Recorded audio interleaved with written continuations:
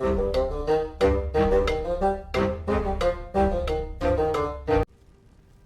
and welcome to the Critically Clueless.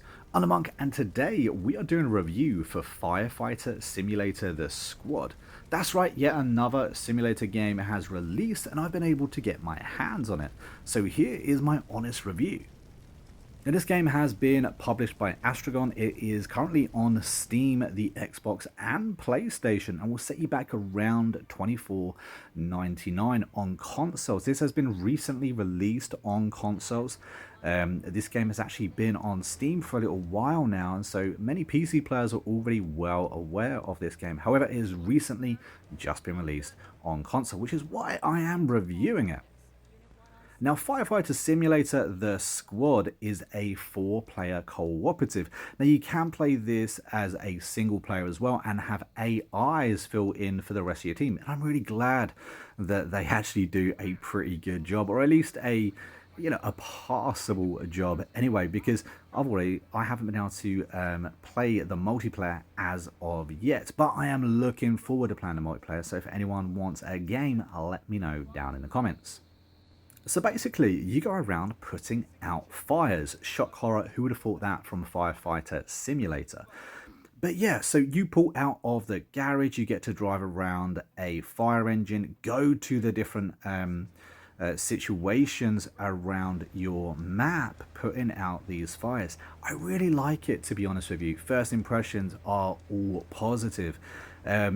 It's a fun game, it's an addictive game. I think lots of simulator games do happen to be rather addictive, and this is exactly the same. You have to do tiny little things, and there is a tutorial in this game which actually helps you massively. Smart man here decided to actually play this game without doing the tutorial, and my god, did I have some trouble. Luckily, the tutorial in this game is pretty good. It covers all the basics and really does help you understand how to play the game.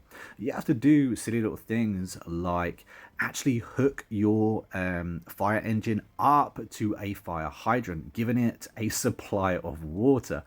I didn't actually realize I had to do this at first, and I started just attaching the attack hose, hoping that I could go ahead and put out the fire just like that. But it isn't that simple. You do actually have to do the smaller things too, even so small as just to take off a hub before you actually connect the hose. I quite like that. You actually also have to manually put together the attack hose, which is cool. You can also go around your fire engine, getting out a number of different weapons, including an axe or an extinguisher, all kinds of extra gizmos and gazmos. And the further you get into this game, the more components you get to unlock. I was actually surprised by just how many extra little gizmos and gazmos I could unlock and do. I could even unlock better fire engines and eventually have access to fire engines with ladders on as well, which I was quite excited about. Just extra little things to kind of play around with. Now, you don't just have to put out fires. Obviously, that's the main aim of the game, put out all the fires, but you also have to rescue people that have been trapped in various buildings. You have to do like small little quests, like turn off electricity. You also have to treat the fires differently. So if there is an oil fire, for instance, or an electrical fire, you have to handle them slightly differently, which I quite liked. I also done a level where the roof was on fire. You also had to clear out the actual house. You had to rescue victims, and while I was in the house rescuing victims, the roof began to fall down. I loved the extra tension that this added. My firefighter may have got singed a few times, which is also quite cool. I like the fact that you can accidentally die. I kind of accidentally jumped through a window in my first 10 minutes of playing this game into a room full of flames. It was a short playthrough, to be fair. I did have to restart that level, but you know, mistakes are going to happen when you're a firefighter, unfortunately. When it comes to the AI, they work clumsy at best, unfortunately. It is pretty simple to give them orders, however you do have to set up a few things for them. For instance, if another attack close isn't already lined up ready to go, they may or may not go ahead and make one for you, but you can order them to go and smash down a door, smash open a window, or even attack the fire with you, which I quite liked. It's a lot quicker if you have the full squad helping out, and some fires can only be completed if you have the full squad helping out, because you have to do lots of different things all at once. And if you've just got one line, then it's not actually going to happen. And this is most definitely a team game, and one that I look forward to playing as a 4-player cooperative. It's going to be a lot of fun. I like the fact that you're going to be able to lock your teammates in the building, stuff like that. You know, there's just no end of things that you're going to be able to get up to while playing.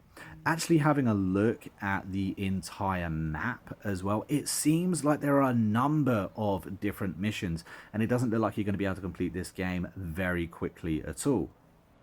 Now, when you factor in the fact that you can actually drive to the missions, you don't just have to skip straight to the mission, that's going to add on some decent time to this game as well, because this is a big map. There are 30 missions in total, some of them ranging only 10 minutes long, but other ones can be considerably longer, especially if you take into consideration your level of teamwork.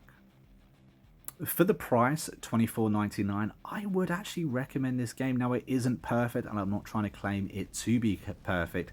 It is extremely clunky at times. There's definitely a few glitches and a few visual issues and camera clippings and the usual stuff you would kind of expect. However, this game did work as expected. There wasn't any huge issues I encountered. The Xbox ran it very, very smoothly, and so I'm pleased with the performance of this game, considering it is, you know, a smaller game. This game also comes with a significant level of voice acting. Yes, there isn't a huge amount of story. However, there is a mission briefing along the way, especially if you're traveling to the incidents as well. You'll hear your colleagues jump on the microphone and tell you what's happening at the the mission that you're coming up to. One of the small details I quite liked when I was driving to the different incidents is the fact that you could see the bellowing smoke in the distance, so you knew that you was getting closer to the actual fire. All in all, I'm going to give this game a 7.5 out of 10. I actually really enjoyed it. Like I said, I found this rather addictive. I'm definitely going to be playing more.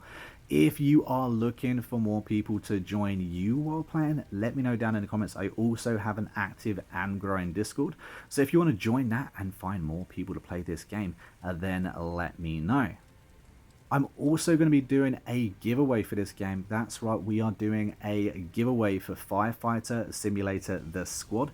It's going to be an Xbox key. So if you have an Xbox and want this game and you don't want to have to pay for it, all you have to do is be subscribed to the channel, join the Discord, and of course, once in the Discord, let me know you want to be entered into the giveaway.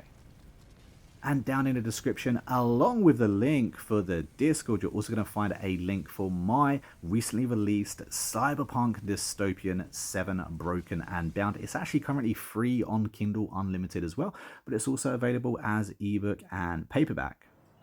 And lastly, guys, if you've watched this video to the very end, I just want to give a big thank you to all of you. Don't forget to comment red banana down below. Just confuse all those people new to the channel or that haven't watched to the very end.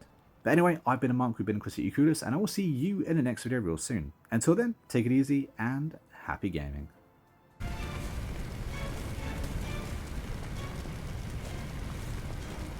Copy that. Copy that. I'll do the 360 check. Doing the 360 check. The front door's locked. On the 360 check, there are fires in the front room. On the 360 check, there's a locked door at the rear of the house. Command, I found a survivor.